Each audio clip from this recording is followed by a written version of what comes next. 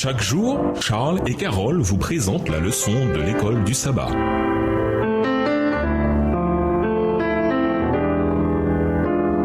Bienvenue à votre émission. Dieu nous parle. Nous voilà à la leçon de jeudi, la signification de la Pentecôte. Lors de l'effusion du Saint-Esprit, lors de la Pentecôte, acte 2, versets 1 à 4, confirme l'un des événements les plus décisifs de l'histoire du plan du salut, l'inauguration de Christ dans son ministère en tant que grand prêtre et roi dans le sanctuaire céleste après le calvaire. Grâce à son ministère de grand prêtre à la droite du Père, Apocalypse 5, versets 6 et 7, Christ peut mener le plan du salut à son accomplissement ultime. En tant que notre médiateur dans le sanctuaire céleste, Jésus est à l'œuvre pour nous sauver. À travers lui, les croyants ont un libre accès auprès du Père et reçoivent le pardon pour leurs péchés. Lisons acte 2, les versets 32 à 36 avec Jean 7, le verset 39. Quelle espérance et quel encouragement trouvez-vous dans le fait que Jésus est au ciel en tant que notre prêtre et roi? Acte 2, versets 32 à 36. Dieu a ressuscité des morts ce Jésus dont je parle.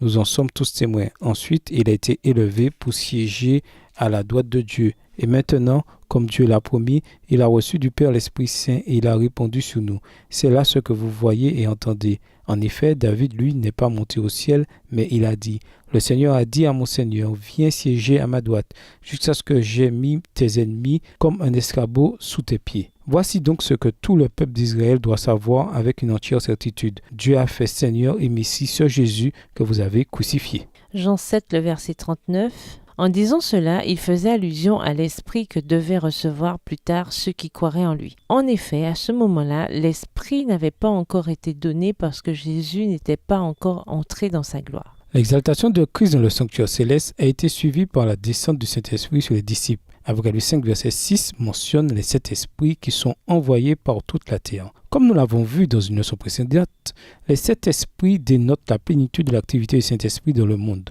Lors de l'intronisation de Christ, l'Esprit est envoyé sur terre. Ce départ du Saint-Esprit constitue l'un des premiers actes de Christ en tant que grand prêtre dans le sanctuaire céleste. Cette effusion du Saint-Esprit signifiait que Jésus était apparu devant le Père et que Dieu avait accepté son sacrifice en faveur de l'humanité. L'ascension du Christ annonçait aux disciples qu'ils recevraient la bénédiction promise. Lorsque le Sauveur franchit les portes du ciel, il fut intronisé au milieu de l'adoration des anges. Aussitôt, cette cérémonie terminée, le Saint-Esprit descendit sur les disciples en effluve abondant, et le Christ fut alors glorifié de la gloire même qu'il partageait avec le Père de toute éternité.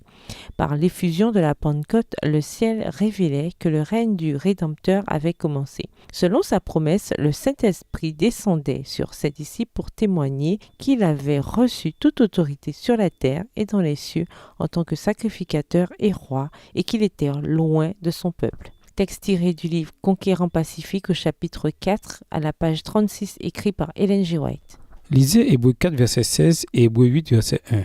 Quelle espérance et quel encouragement trouvez-vous dans l'assurance que Jésus, en tant que prêtre et roi, a reçu toute autorité dans le ciel et sur la terre? En quoi le fait de croire à cette vérité vous aide-t-il à gérer les situations quotidiennes de la vie ainsi que sur l'incertitude liée à l'avenir? Et nous vous laissons avec la pensée du jour. Grâce à Jésus, à son sacrifice et à sa victoire, moi et tous ceux qui le proclament Seigneur, nous sommes assurés qu'un jour, nous pourrons nous joindre à lui et au Père, au ciel. Au revoir. Et à demain si Dieu veut. Dieu nous parle.